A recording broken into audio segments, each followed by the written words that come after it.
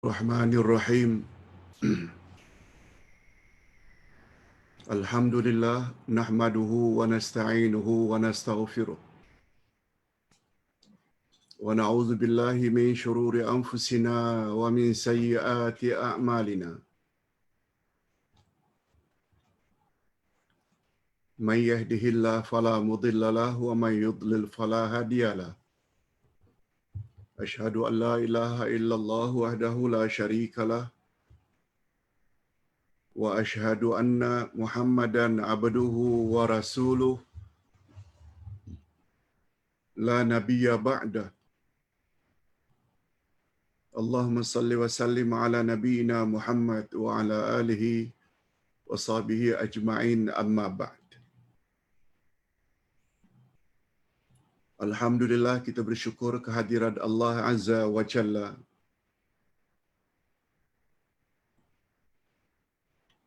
Selawat serta salam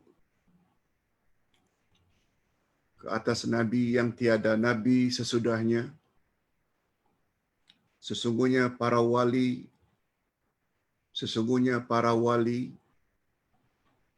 di sisi kaum muslimin sangat berbeza dengan para wali di kalangan kaum musyrikin. Sebab pegangan agama mereka sangat berbeza. Antara muslimin dengan musyrikin, pegangan mereka sangat berbeza. Agama kaum muslimin adalah agama tauhid, sedangkan agama musyrikin adalah agama syirik. Kita buat mukaddimah ini karena pelajaran kita pada hari ini, siapakah wali-wali Allah? Wali-wali maknanya orang-orang yang dekat dengan Allah, wali-wali Allah. Martabat wali sangat istimewa. Namun demikian mereka tetap di bawah kedudukan Nabi dan Rasul. Cuma terkadang-kadang dari kalangan umat Islam sendiri, terkadang-kadang mereka memiliki sifat-sifat orang-orang kafir dalam mengikuti wali-wali Allah. Agama Islam beza dengan agama musyrikin.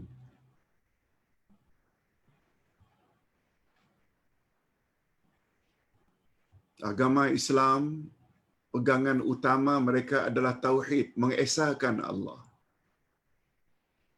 Sedangkan pegangan orang-orang musyrikin adalah syirik.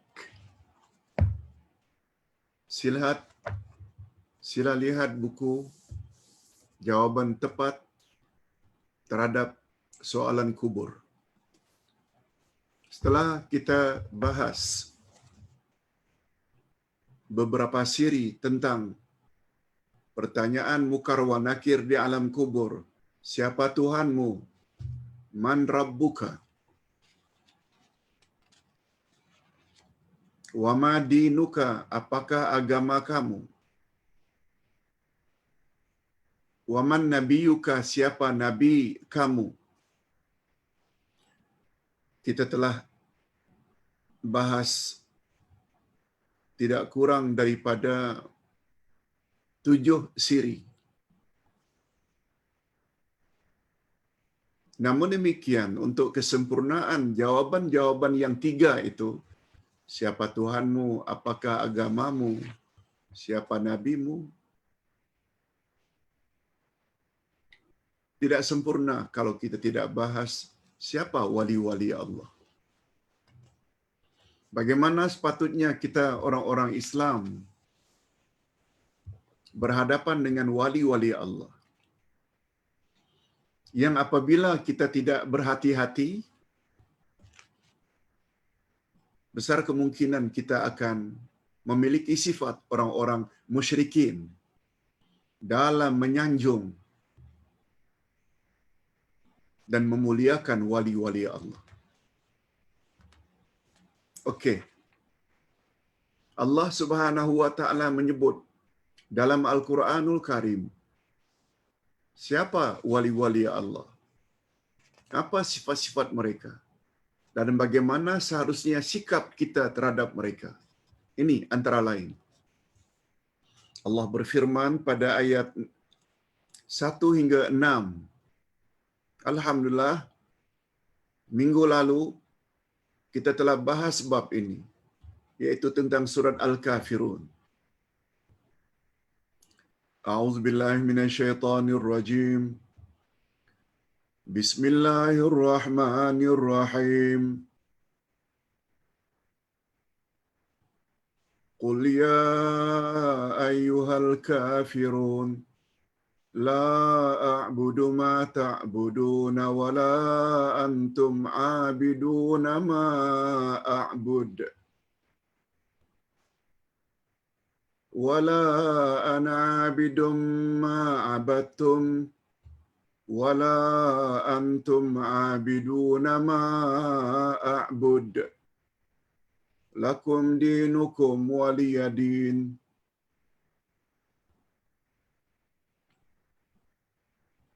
Kita telah jelaskan dengan panjang lebar selama 1 jam tentang surah ini. Yang kesimpulannya, Allah suruh Nabi Muhammad sallallahu alaihi wasallam menyebut kepada orang-orang kafir, katakan olehmu wahai Muhammad, orang-orang kafir, aku tak akan menyembah apa yang kamu sembah, kamu juga tidak menyembah apa yang aku sembah.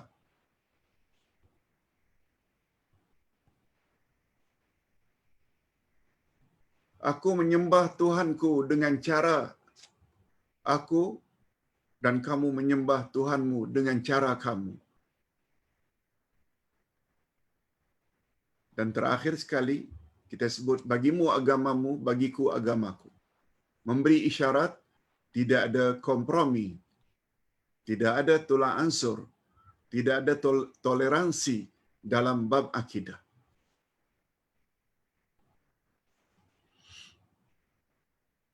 Ayat ini menafikan, pertama, subjek yang disembah, kita menyembah hanya Allah.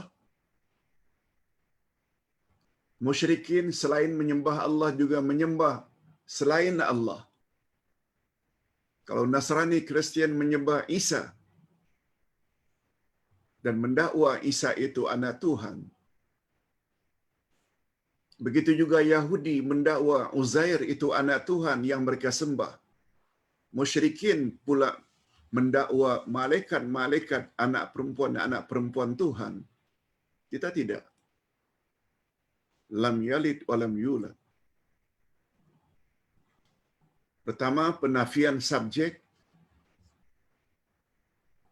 yakni yang disembah, dan yang kedua, penafian kaifiat atau cara menyembah. Kita orang Islam menyembah Allah ada cara tersendiri. Orang Kristian lain, orang Yahudi lain, Buddha lain, Hindu lain, musyrikin pun lain. Okey. Ingin tahu lebih jelas atau lebih lanjut, dengar balik video atau YouTube tafsir surat Al-Kafirun. Kita teruskan. Sesungguhnya Allah telah melarang kaum muslimin. Allah melarang kaum muslimin daripada melakukan amalan-amalan kaum musyrikin. Hakikat ini tercantum di dalam firman Allah. Coba tengok rujukan kita semua firman Allah. Qul inni nuhitu an a'budal ladzina tad'una min dunillah lamma ja'aniyal bayyinatu min rabbi wa umirtu an uslima li rabbil alamin. Apa kata Allah? Suruh Nabi Muhammad sallallahu alaihi wasallam katakan pada umat, katakan hai Muhammad kepada umatmu, sesungguhnya aku, kata Nabi, Dilarang menyembah sembahan yang kamu sembah selain Allah. Setelah datang kepadaku keterangan-keterangan dari Tuhanku. Aku dulu memang tak tahu. Tapi setelah aku menerima wahyu, diangkat secara resmi sebagai rasul, aku dilarang menyembah selain daripada Allah. Dan aku diperintahkan supaya tunduk patuh kepada Tuhan semesta alam, Rabbil Alamin. Seorang Muslim beribadat hanya kepada Allah dan tidak menyekutukan Allah. Yes, ini perbezaan utama. Itu sebabnya kita dah jelaskan beberapa hari yang lalu betapa tidak sesuainya jika orang-orang Kristian minta agar diperbolehkan menamakan Tuhan mereka Allah. Semalam kita dah tafsirkan tafsir Ayatul Kursi. Ada dua definisi Allah. Nah, kalau ingin mendapat kefahaman yang lebih mantap, ulang dengar video tersebut. Itu dia Allah. Pertama, definisi Allah, Allah adalah Tuhan yang hanya Dia saja yang berhak disembah. Oleh sebab itu, andai kata non-Muslim mempunyai Tuhan yang mereka sembah, itu bukan Allah.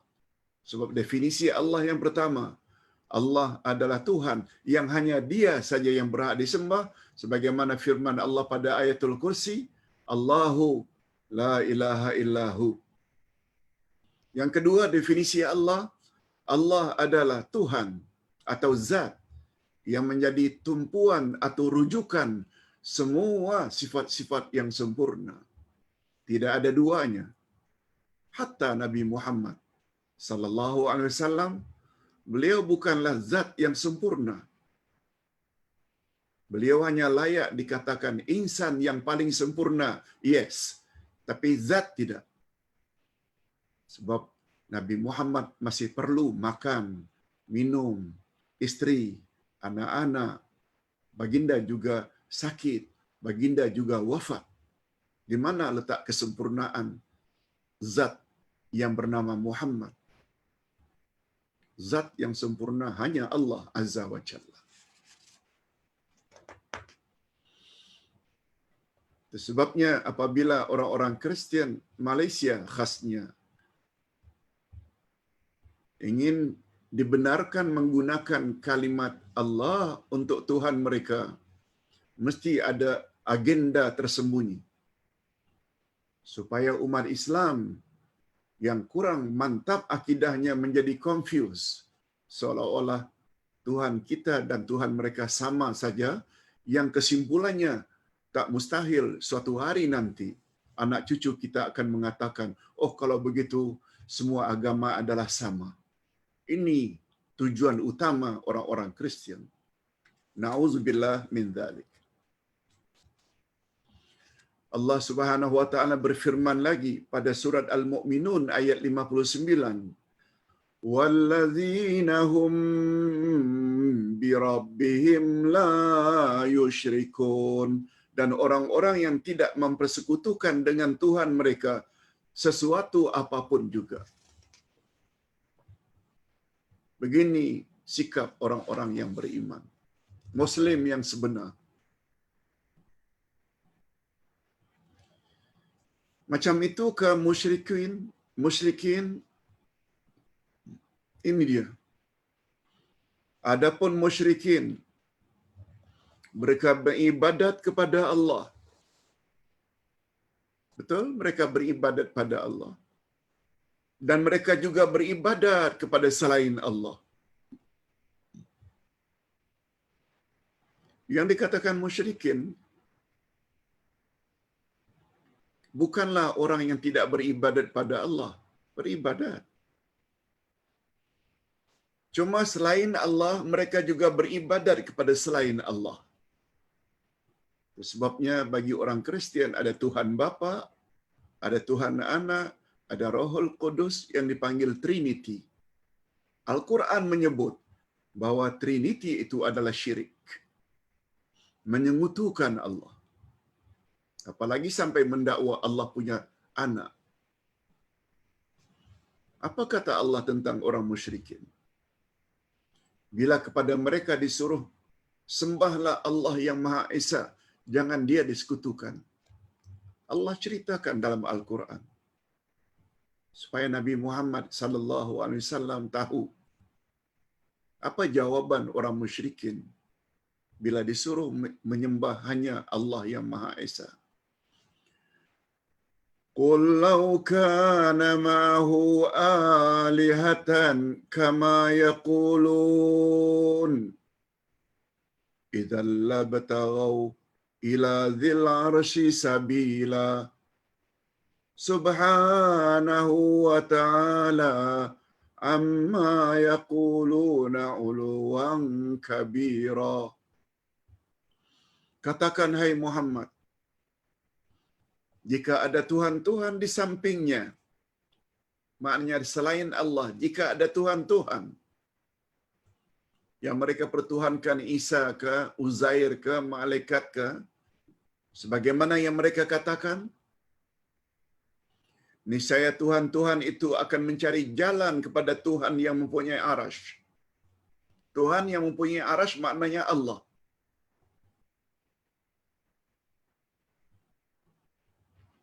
Maha suci dan maha tinggi dia dari apa yang mereka katakan dengan ketinggian yang sebesar-besarnya. Maksudnya, apabila mereka sembah Isa, Isa juga perlu kepada Allah yang berada di atas arash. Hatta mereka sembah malaikat-malaikat, malaikat juga perlu berhajat kepada Allah. Itu maksudnya.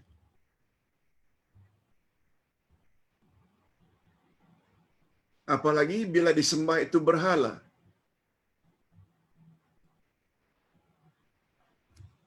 Sesungguhnya Allah telah membezakan antara para wali di kalangan kaum muslimin dengan para wali di kalangan musyrikin. Sehingga dengan demikian tidak tersalah dalam kita menilai antara dua agama tersebut.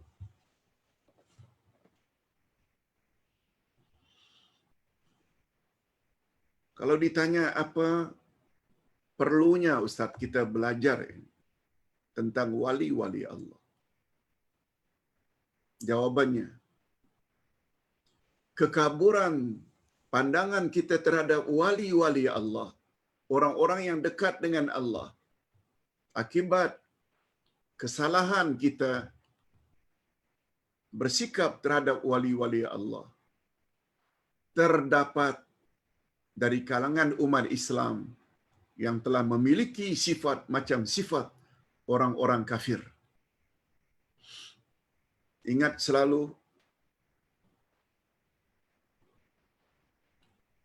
pada penghujung kitab Akidah 1, kita dah sebut dah bahagian akhirnya.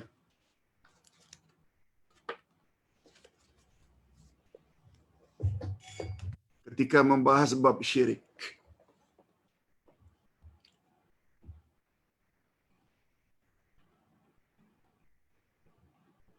Apakah yang menjadi penyebab syirik pertama muncul di atas muka bumi?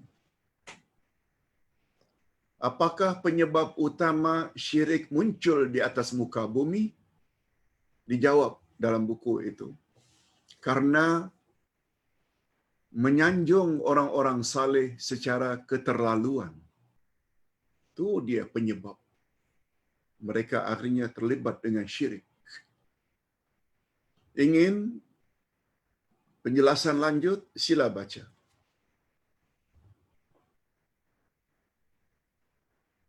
Ia terjadi pada zaman Nabi Nuh.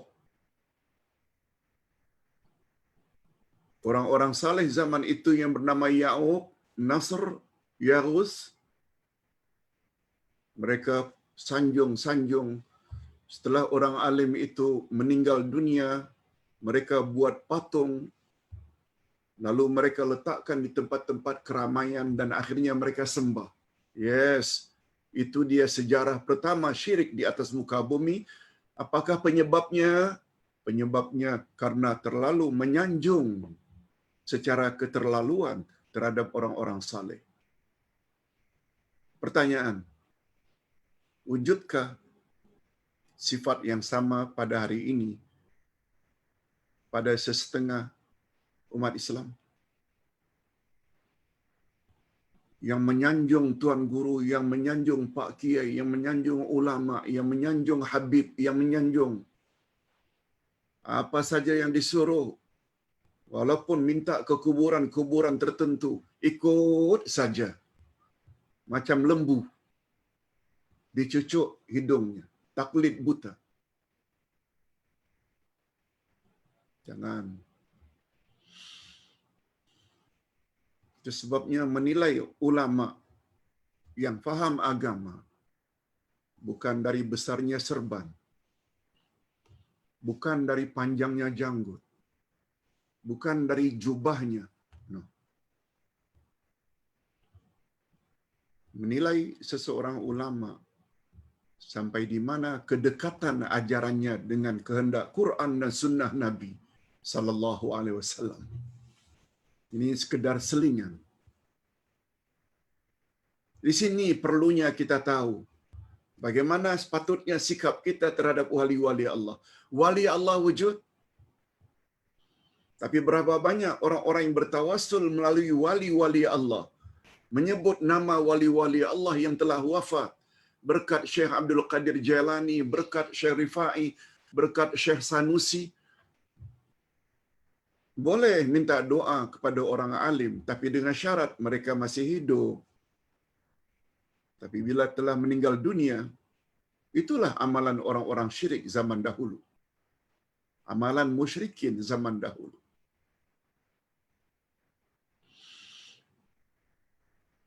Bila Nabi Muhammad suruh agar mereka menyembah hanya Allah, mereka akan jawab, tidak, hai Muhammad.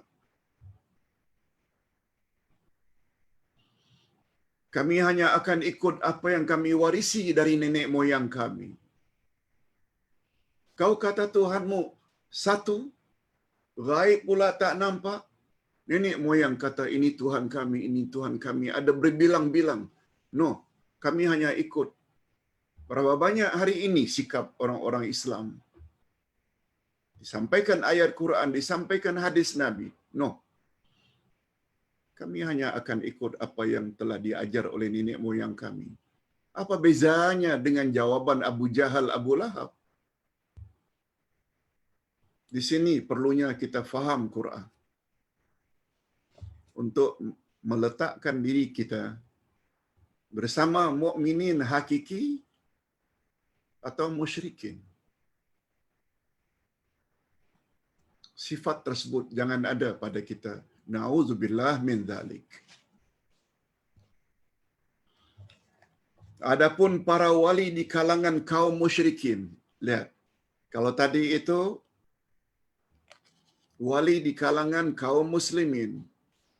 Adapun para wali di kalangan kaum musyrikin ialah golongan yang mereka sembah selain Allah. Mereka sembah para wali sebagai orang-orang tengah. Nah, ini yang Ustaz sebutkan tadi. Mereka jadikan para wali itu sebagai middleman, orang tengah, orang perantaraan antara mereka dengan Allah. Oleh sebab itu ada anggapan seolah-olah doa mereka tidak makbul, tidak diterima oleh Allah kalau tidak mention nama wali-wali tertentu. Tanpa kita sadari. Dan yang mengajar itu bukan sembarang orang. Jadi orang awam yang tak tahu menahu prinsip ini ikut saja. Sampai kalau kita tegur, mereka akan kata, takkanlah tuan guru saya salah Pak Ustaz. Tuan guru saya juga alim, tuan guru saya juga ada dalil-dalilnya. Betul?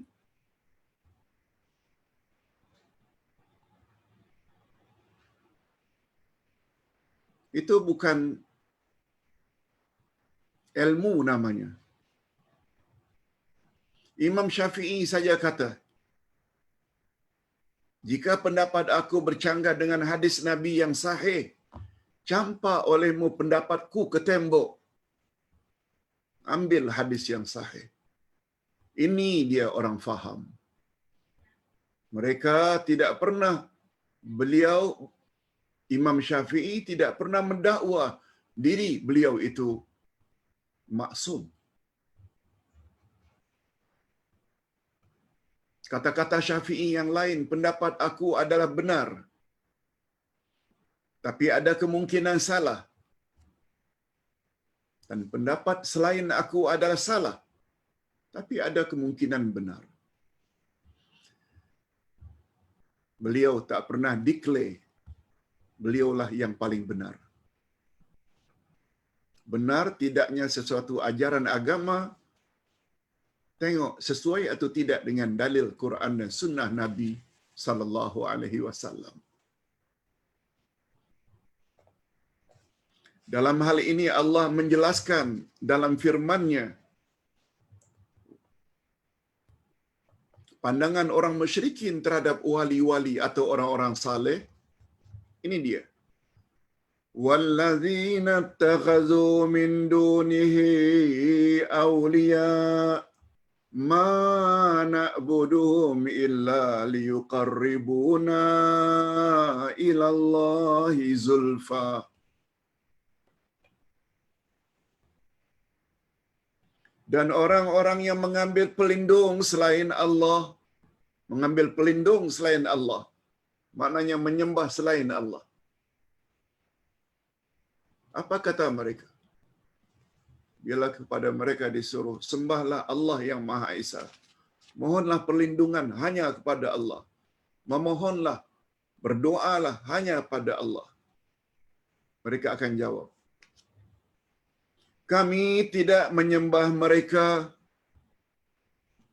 melainkan supaya mereka mendekatkan kami kepada Allah dengan sedekat-dekatnya.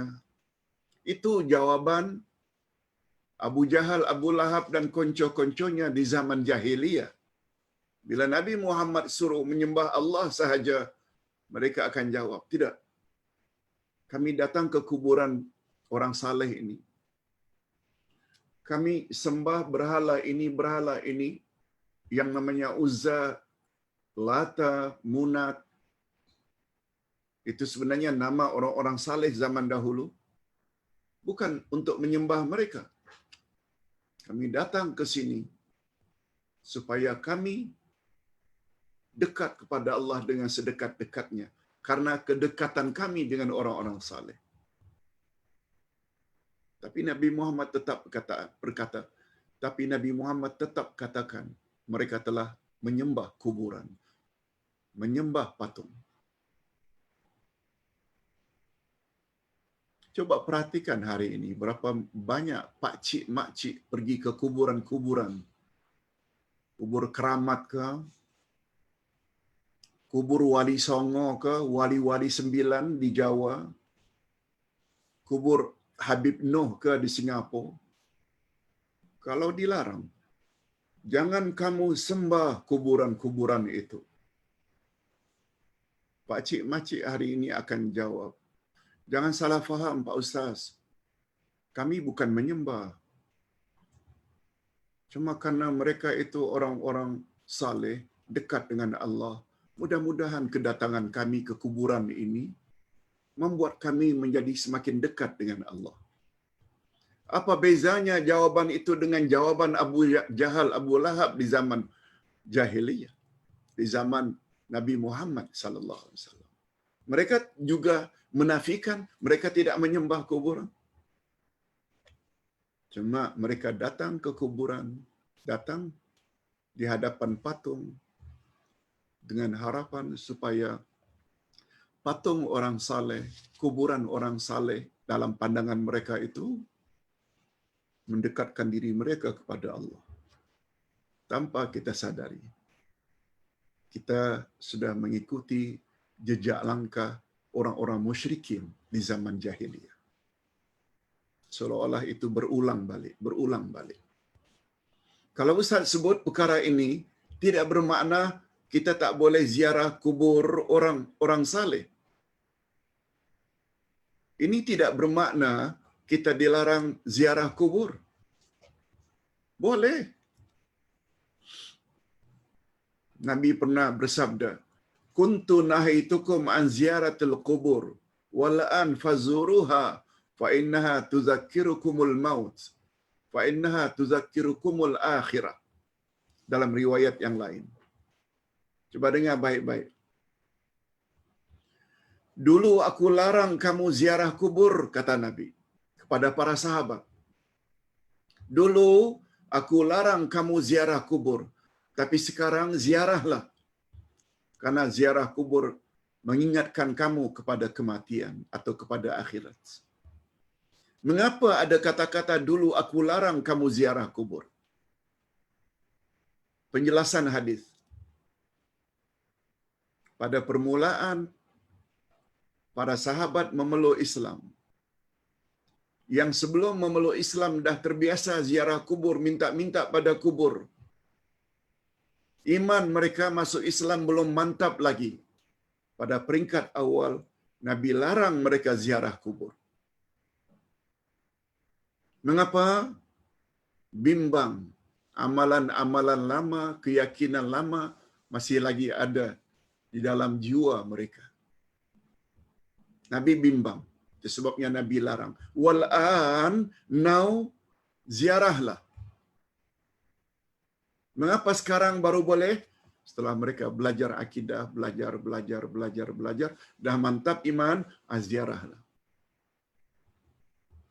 Oleh sebab itu diharapkan orang yang suka membesar-besarkan, mendewa-dewakan orang-orang alim, beranggapan orang alim itu boleh mendekatkan, apalagi sampai beranggapan bila berdoa di atas kuburan-kuburan tertentu, lalu kuburan itu, lalu doanya dikabulkan oleh Allah, berbeza kalau berdoa di masjid atau di rumah. Nah, orang macam itu sebaiknya jangan ziarah kubur. Sebab bimbang. Mantapkan akidah dulu. Nah, sekarang diviralkan pula. Betul ke Pak Ustaz? Ada hari-hari tertentu ziarah kubur itu lebih utama. Ya. Semuanya itu mengarut. Nabi Muhammad sallallahu alaihi wasallam tidak pernah menyebut ada hari-hari tertentu yang lebih afdal kita ziarah kubur. No. Tak pernah datang dari Nabi. Kemudian bercakap pula di atas kubur, si anak minta ampun pada mak bapak. Semua ini tidak ada asas langsung dari Rasulullah sallallahu alaihi wasallam. Ziarah kubur boleh. Besar ganjarannya ziarah kubur, terutama ibu bapa. Tapi andai kata kita berdoa, Rabbighfirli wa liwalidayya, dimanapun kita berada, tetap akan dikabulkan oleh Allah, tak semestinya di atas kubur.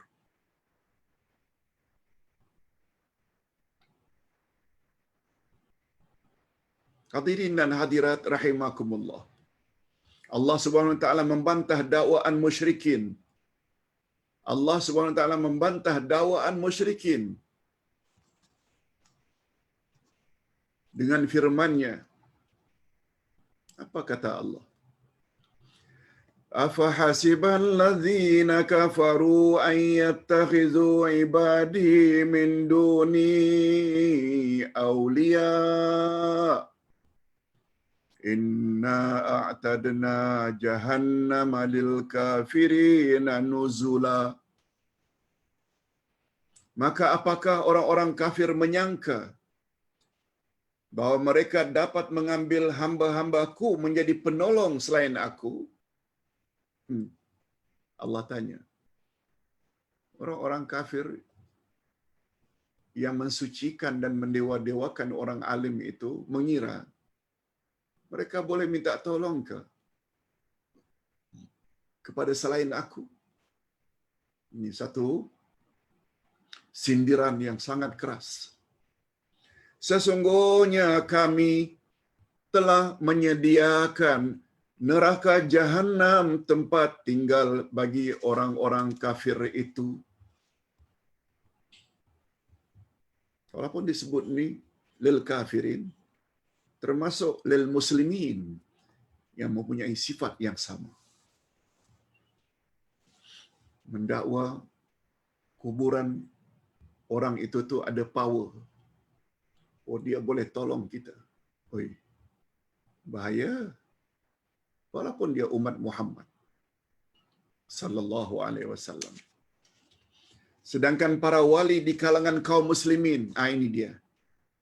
Wali dari kalangan kaum muslimin ialah mereka yang hanya beribadat kepada Allah.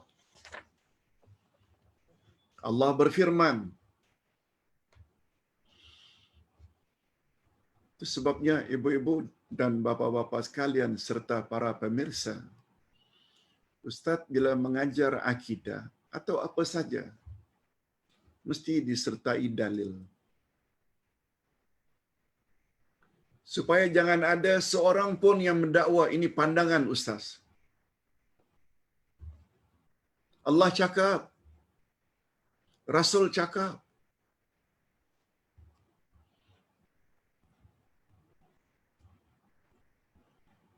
Nak ambil ke tak ambil, itu urusan masing-masing.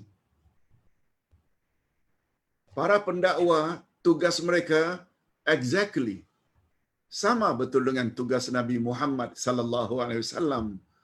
Lihat surat Al-Kahfi ayat 29.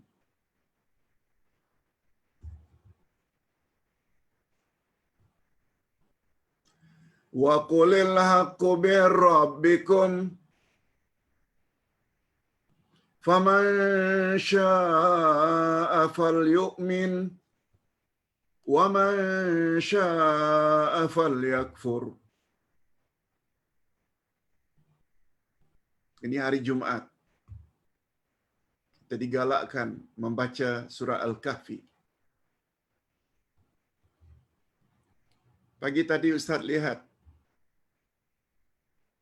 dalam Al-Furqan Group ada satu orang yang memasukkan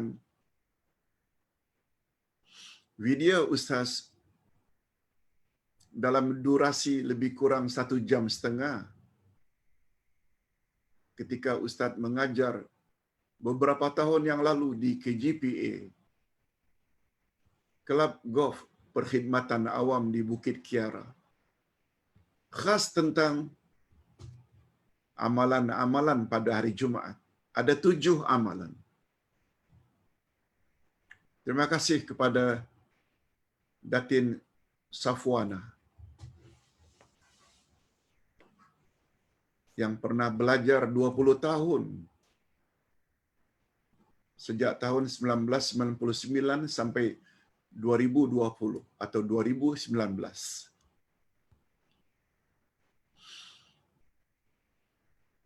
Sila dengar video tersebut. Apa sebenarnya amalan yang paling digalakkan dalam hari Jumaat? Nah, di antaranya membaca surat Al-Kahfi. Surat Al-Kahfi ayat 29, Ustaz sebut. Allah berfirman, katakan olehmu, hai Muhammad, kepada umatmu, bahwa kebenaran yang aku bawa datangnya dari Tuhanmu. Allah suruh Nabi Muhammad menyampaikan kepada umat kebenaran yang baginda bawa bukan baginda reka-reka, bukan rekayasa baginda, bukan ciptaan baginda, tapi datangnya dari Tuhan. Lalu Allah beritahu pada Nabi Muhammad untuk menghibur Nabi.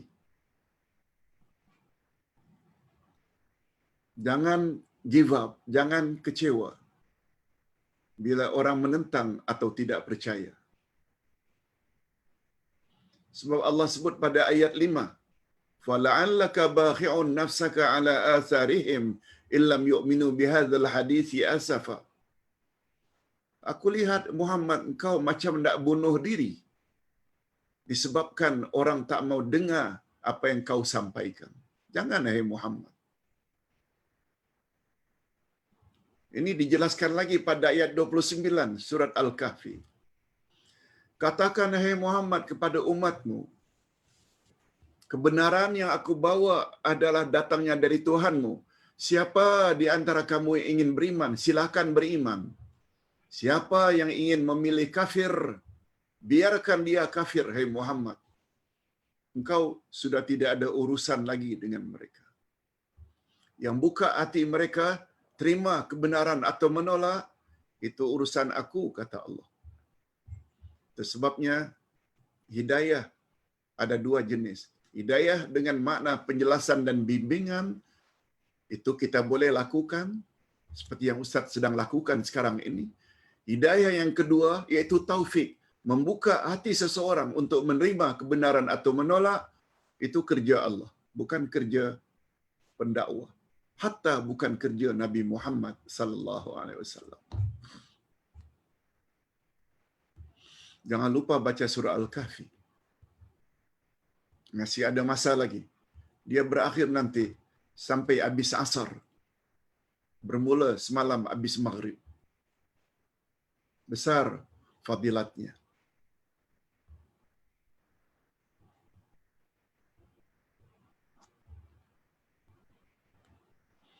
Allah Subhanahu wa taala berfirman supaya Nabi Muhammad sallallahu alaihi wasallam beritahu kepada umat, ala inna awliya Allah la khaufun alaihim wa la hum yahzanun alladzina amanu wa kanu yattaqun. Ingatlah, sesungguhnya wali-wali Allah itu tidak ada kekhawatiran terhadap mereka dan tidak pula mereka bersedih hati. Mudah-mudahan kita termasuk golongan ini. Siapa mereka? Yaitu orang-orang yang beriman dan mereka selalu bertakwa. Nah, ini memberi isyarat. Untuk menjadi wali Allah, syaratnya dua saja. Mantapkan iman, terutama mentauhidkan Allah, jangan syirik sama sekali. Yang kedua, takwa.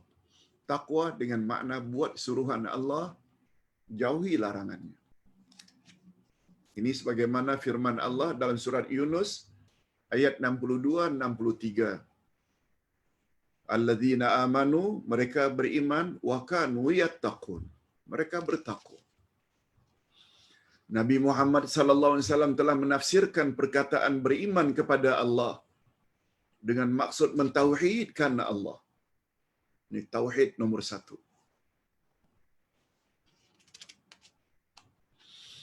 Ini yang orang-orang kafir ingin rosak keyakinan. Sehingga mereka menuntut supaya mereka juga dibenarkan menggunakan kalimat Allah. Padahal semua kita tahu definisi Allah tak sesuai untuk orang-orang kafir. Sebab mereka menyembah selain Allah. Dan dalam kitab Taurat, Injil, Tuhan bagi orang-orang kafir itu bukan Allah panggilannya. Sila dengar video yang Ustaz galakkan semalam. Dalam durasi lebih kurang setengah jam, seorang pakar kristianisasi atau kristiologi Indonesia menyebut tentang sejarah. Banyak dengar, baru kita banyak maklumat, banyak panduan. Ustaz, walaupun belajar sekian lama secara formal, setiap hari mesti membaca. Sebab bila kita baca, ada saja ilmu-ilmu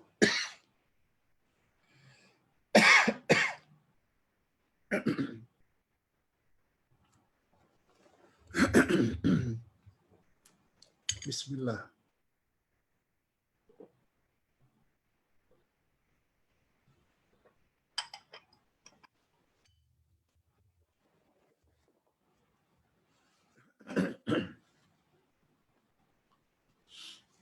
Ada saja ilmu-ilmu baru yang kita akan dapat.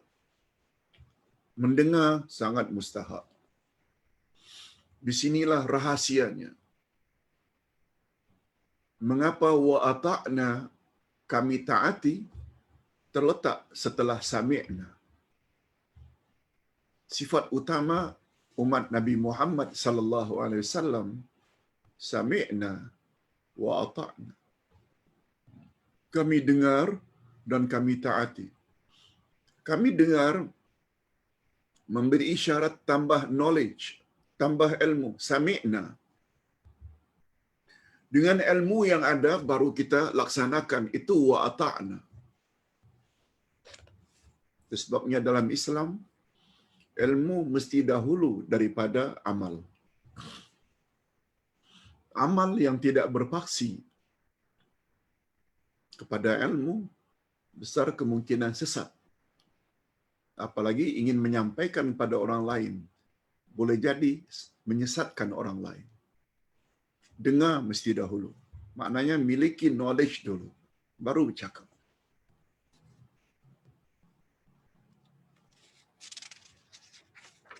Hadirin dan hadirat rahimakumullah.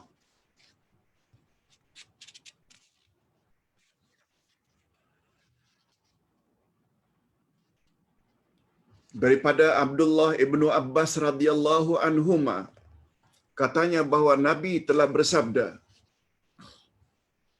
Apa kata Nabi? Hal tadruna mal iman? Tahukah kamu apakah itu iman? Nabi tanya. Ingat ya, kaedah dalam ilmu tafsir dan ilmu hadis. Kalau dalam Quran Allah tiba-tiba bertanya, dalam hadis tiba-tiba Nabi bertanya kepada para sahabat, itu memberi isyarat bahwa perkara yang dipertanyakan itu mesti penting dan mustahak. Termasuk bab ini. Tiba-tiba Nabi tanya, atadruna mal iman billah? Tahu tak kamu apa maknanya iman pada Allah? Para sahabat menjawab secara jujur, Allahu wa rasuluhu a'lam. Hanya Allah dan Rasulullah yang lebih tahu. Kami tak tahu nak jawab ya Rasulullah. Ini adab. Kalau kita ditanya sesuatu yang kita tak tahu, katakan wallahu a'lam. Jangan tambah wa rasuluhu, sebab Rasul dah wafat. Katakan saja wallahu a'lam. Allah lebih tahu. Itu adab. Itu sebabnya Ustaz apabila ditanya tentang sesuatu yang Ustaz tidak tahu, tidak pasti, Ustaz akan jawab. Sebab bila kita jawab dalam keadaan kita tidak tahu, besar kemungkinan tersalah. Katakan saja wallahu a'lam, atau minta tangguh beberapa hari untuk cari jawabannya. Tidak salah dalam agama.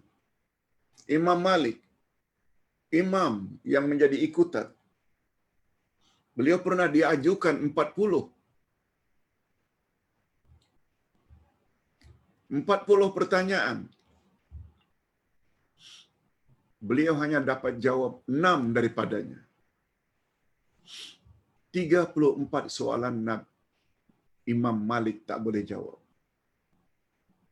Ketidakbolehan Imam Malik menjawab sekian banyak pertanyaan, sedikit pun tidak menurunkan derajat beliau sebagai imam mazhab.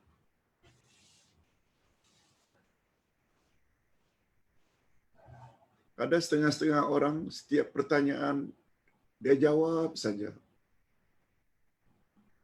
Dia tahu ke, agak-agak ke, dia jawab saja. Itu sebabnya Ibnu Sirin pernah berkata, Muhammad Ibnu Sirin pernah berkata, seorang tabi'in.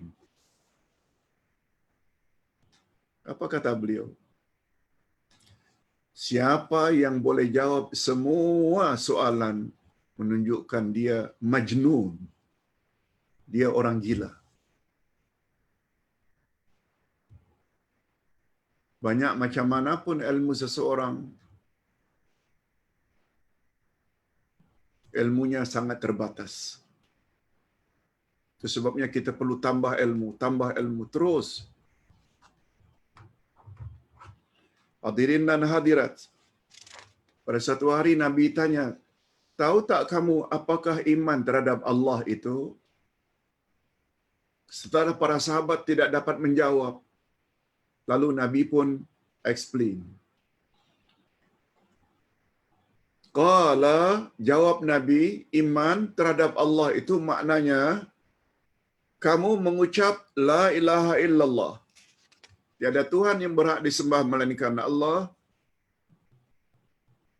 Wa anna Muhammadar Rasulullah, dan Muhammad itu Rasulullah, itu nomor satu. Termasuk juga iman pada Allah itu iqamus salah, kamu mendirikan salat, wa ita'uz zakah, kamu mengeluarkan zakat, wa siyam Ramadan, dan kamu berpuasa Ramadan. Hadis sahih riwayat Imam Bukhari dan Imam Muslim. Kita belum lagi dikategori sebagai beriman pada Allah.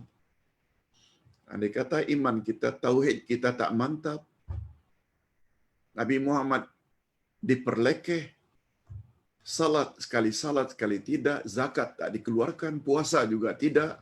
No. Itu bercanggah dengan definisi iman menurut Nabi sallallahu alaihi wasallam. Bukan Abdullah Yasin cakap, bukan. Rasulullah yang cakap.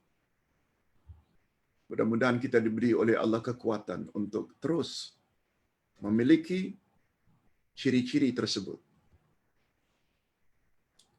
Nah, dorongan tersebut, motivasi tersebut, macam mana hendak motivate kita, mendorong kita melaksanakan andai kata kita tak dengar. Oh, itu rupanya menurut Nabi makna beriman pada Allah. Bukan percaya Allah itu ada sahaja. Ini belum lagi kita bercakap.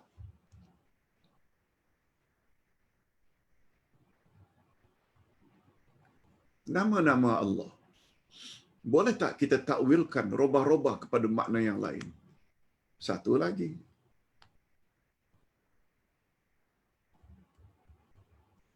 Nanti kita akan bahas insya-Allah lusa hari Ahad.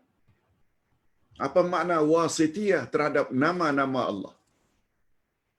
Kita dah bahas pun pada hari Ahad yang lalu.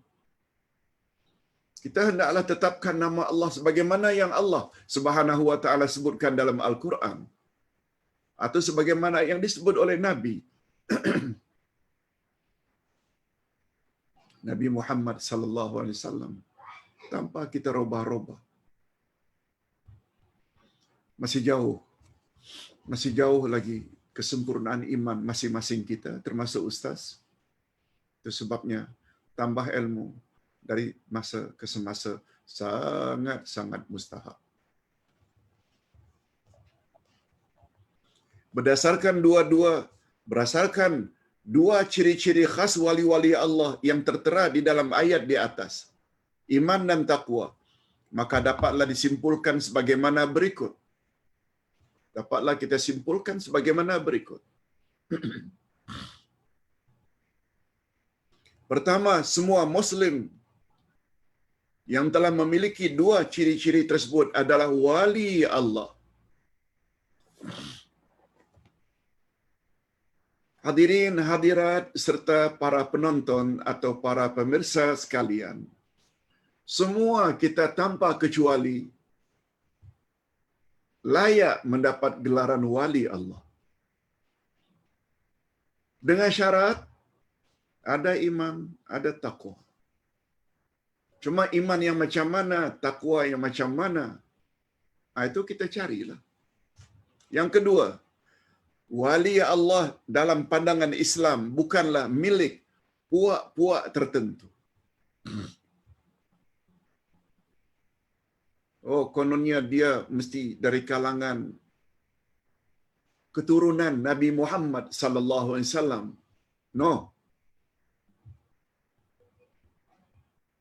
Untuk menjadi wali Allah tidak.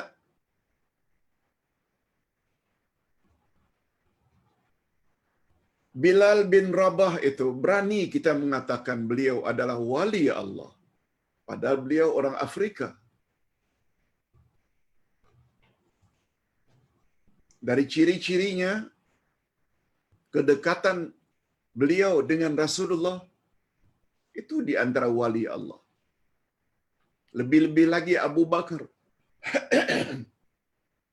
Abu Bakar, Umar, Osman, Ali.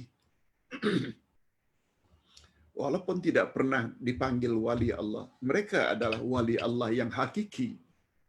Sebab syarat wali Allah, iman dan taqwa. Apalagi mereka berempat telah dijamin masuk syurga. Yang teratas dari 10 sahabat Nabi. Wali Allah juga tidak terbatas kepada jantina, mesti laki-laki. Nah, perempuan juga boleh jadi wali Allah. Syaratnya, mantapkan iman, pertingkatkan ketakwaan. Yang keempat, semua umat Islam yang mengesahkan Allah adalah layak menjadi wali Allah. Yang mustahak mentauhidkan Allah. Di sinilah betapa perlunya kita belajar akidah. Yang keempat,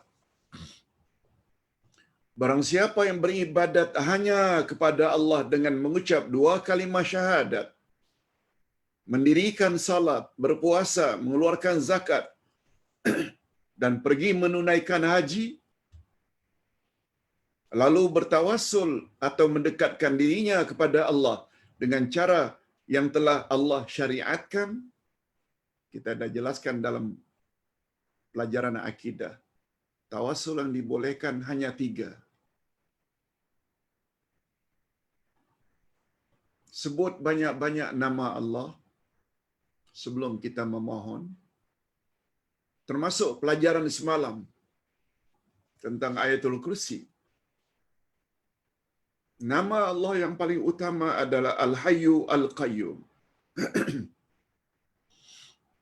Itu sebabnya kata Nabi, apabila kamu gundah, rungsing, resah, gelisah, tension, mohon pada Allah, Ya Hayyu, Ya Qayyum, birahmatika astaghith. Wahai Allah yang maha hidup, wahai Allah yang mengurus makhluk terus-menerus tanpa henti, dengan berkat rahmat-Mu aku mohon dilindungi dari malapetaka. Tertera di dalam kitab semalam.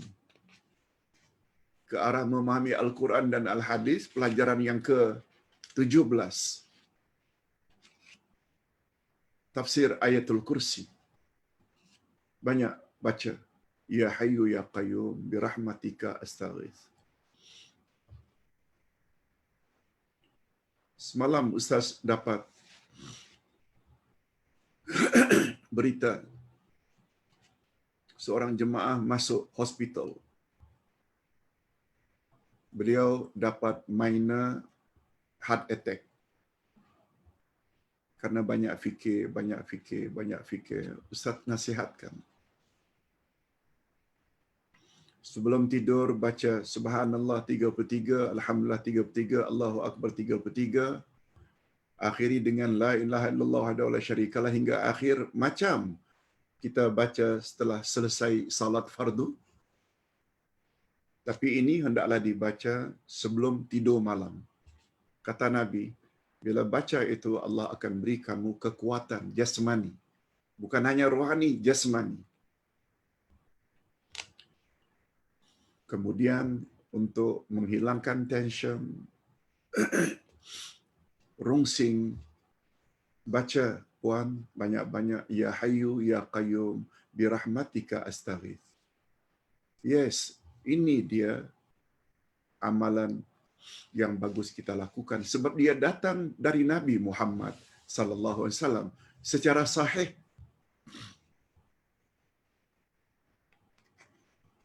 Hadirin dan hadirat rahimakumullah. Tawassul yang kedua, dengan bertawassul dengan amal-amal saleh kita. Umpamanya setelah membaca surat Al-Kahfi, surat Yasin, surat Al-Waqi'ah, surat Al-Mulk, lalu kita berdoa setelah itu. Bertawassul dengan amal saleh, bacaan-bacaan Quran yang sebelumnya kita baca. Bukan menghadiahkan bacaan, bukan. Bertawassul dengan amal saleh. Membaca Quran termasuk amal saleh. Dan yang ketiga, bertawassul pada Allah melalui doa orang-orang saleh. Bila kita ada hajat, tolong doakan saya, Pak Ustaz. Mudah-mudahan sakit anak saya cepat sembuh. Mudah-mudahan penyakit yang saya hadapi ini disembuhkan segera oleh Allah. Lalu orang yang kita minta doa pun berdoa. Tapi dengan syarat, orang yang kita minta itu mesti hidup. Masih hidup, bukan setelah meninggal dunia.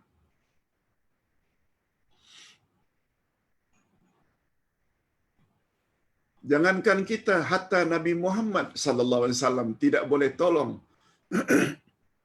setelah beliau meninggal dunia. Kita datang ke kuburannya minta-minta, tak boleh. Tapi ketika baginda masih hidup, lalu minta tolong baginda doakan, yes, boleh. Macam itu prinsipnya.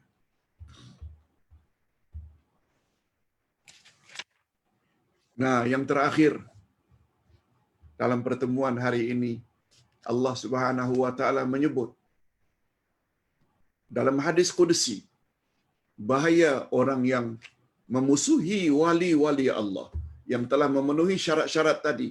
Imannya mantap, takwanya hebat, lalu dimusuhi oleh setengah-setengah orang. Apa kata Allah dalam hadis qudsi? Kita bacakan saja terjemahannya. Atau Ustaz baca sedikit. Sebab hadisnya panjang. Innallaha ta'ala, innallaha qala, man 'ada li waliyan faqad adzantuhu bil harb. Wa ma taqarraba ilayya 'abdi bi syai'in ahabba ilayya mimma aftaradtu 'alaihi. Hingga akhir. Coba dengar baik-baik terjemahannya. Sesungguhnya Allah telah berfirman, barang siapa yang menyakiti waliku, ini waliku, orang yang imannya mantap, takwanya hebat, lalu dimusuhi, dituduh dengan bermacam-macam tuduhan. Pembawa ajaran songsang lah, ajaran sesat lah. Apa kata Allah? Orang yang memusuhi wali-wali Allah. Barang siapa yang menyakiti waliku, menyakiti apakah secara fizikal, dipenjarakan, padahal dia menyampaikan kebenaran, tidak dibenarkan untuk berceramah di masjid-masjid, padahal yang dia sampaikan itu ayat Quran dan hadis Nabi, sehingga jiwanya tertekan. Dituduh dengan bermacam-macam gelaran, termasuk gelaran Wahabi, padahal yang disampaikan ayat Quran hadis Nabi. Apa kata Allah? Barang siapa yang menyakiti waliku, physically ke, mentally ke, maka aku isytiharkan perang kepadanya. Kepada orang yang memusuhi wali-wali Allah, aku isytiharkan perang. Apa maknanya? Allah murka sangat dengan orang itu. Tidaklah hamba-hambaku mendekatkan diriku, mendekatiku dengan suatu pekerjaan yang lebih aku sukai daripada dia mengerjakan apa yang aku telah fardukan ke atasnya. Siapa yang mendekatkan diri kepada Allah dengan buat amal-amal wajib, salat fardu, puasa Ramadan, zakat, haji, umrah, buat pertama kali, Allah sangat sayang kepada mereka. Dan senantiasalah hamba-hambaku mendekatkan dirinya kepadaku dengan melakukan yang sunat sehingga aku cinta kepadanya. Nah, selain yang fardu, orang wali-wali Allah itu pun buat amal-amal sunat. Rawatib, qabliyah, ba'diyah, duha, tahajud, witir. puasa sunat Senin, Kamis dan lain-lain. Banyak bersedekah. Maka apabila aku telah mencintainya, adalah akulah yang menjadi pendengarannya yang dia mendengar dengannya. Dan penglihatannya yang dia melihat dengannya. Dan tangannya yang dia tampar dengannya. Dan kakinya yang dia berjalan dengannya. Maknanya, siapa yang sampai peringkat wali Allah, yang syaratnya imannya mantap, takwanya meningkat, dia buat amal fardu, amal sunat, segala gerak-geriknya itu di dalam pemantauan Allah. Baik belaka gerak-geriknya. Cara dia bersikap, cara dia bercakap, cara dia, pokoknya apa sajalah.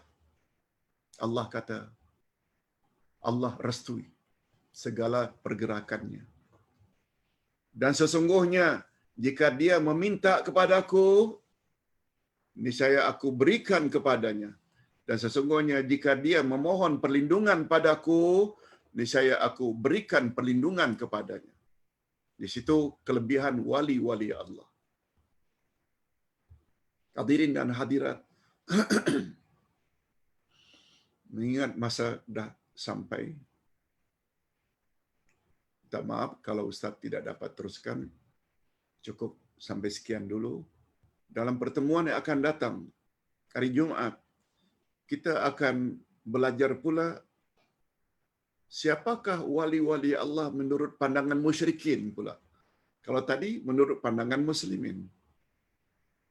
Sampai jumpa insya-Allah pada minggu hadapan, sambungan pelajaran hari ini. Kita akhiri dengan doa.